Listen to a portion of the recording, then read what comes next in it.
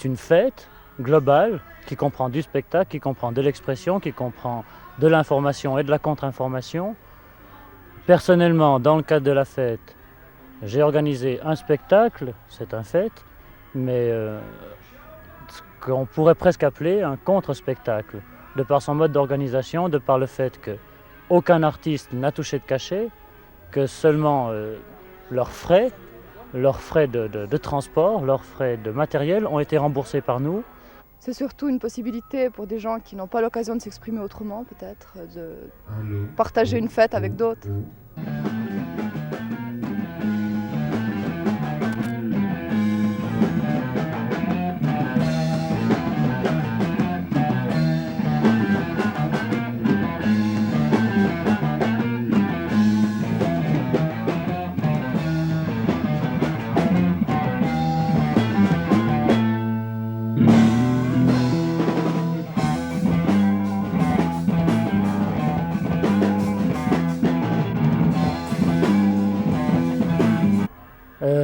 On parle de désarrestation, oui, mais comparé à ce qui se passe ailleurs, d'habitude, on ne peut pas qualifier ce qui s'est passé d'arrestation, car la majorité ont été relâchés immédiatement.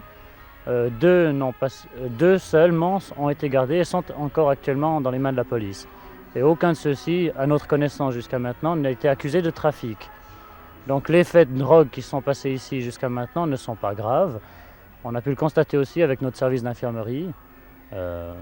Et que bien au contraire, ça peut être beaucoup plus calme que ce qui se passe partout ailleurs dans les concerts pop de Suisse romande en particulier. À mon avis, dans les bals populaires qui se déroulent en Valais, on en trouve aussi de la drogue. Bon, ici, on en a trouvé quelques-uns, c'est minime.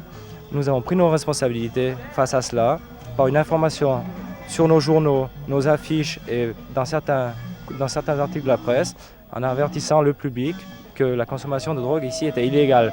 Notre but est avant tout d'organiser cette fête dans la légalité et nous avons sur place organisé un service d'ordre, un service du feu et un service de lutte anti-drogue autogéré avec pour responsabilité de faire en sorte que tout marche. Et qu'est-ce que ça vous apporte personnellement, ces rencontres de sapin haut? Beaucoup de choses, la sympathie, la fraternité, une bonne conscience. Si vous voulez, sapin haut pour moi c'est un peu centupler ce qu'on est individuellement. Au système tel qu'il existe actuellement, dans tous ses aspects, que ce soit des aspects économiques, des aspects politiques, des aspects dans la vie quotidienne.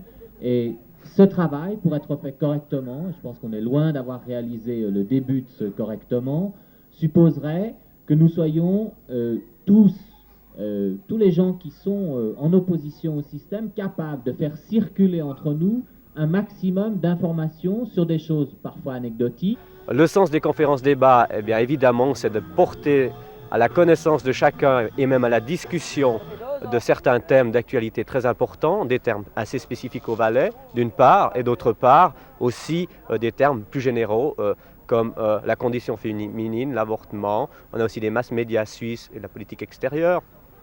Il y a aussi eu Valais d'hier et Valais d'aujourd'hui. Ce sont quelques types de conférences qui sont, disons, données pour animer des débats, pour être reposés, disons, à la base, les gens qui sont présents, de problèmes qui sont toujours réglés au-dessus d'eux, d'une certaine façon. Si vous voulez, c'est essayer de réintroduire des responsabilités pour chacun. Et la politique avait sa place à Sapin Haut, comme la musique, c'était une partie intégrante de Sapin Haut. Et comment vous en tirez-vous financièrement? Ça marche comment? Ce festival est entièrement autogéré par la vente de boissons, la vente de pulls, la vente de nourriture et par des quêtes que nous organisons dans le public. Mais ça tourne, le festival tourne pour l'instant. Financièrement, il n'y a aucun problème.